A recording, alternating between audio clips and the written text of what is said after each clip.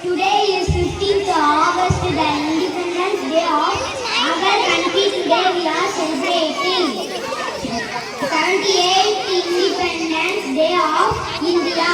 Independence Day is our national festival.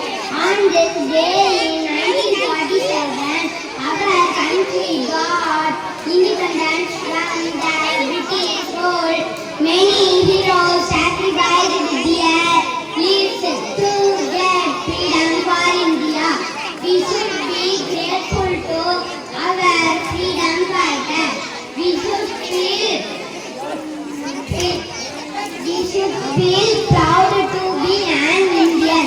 So on this occasion, let us all pledge to do our best and make our country the best country in the world.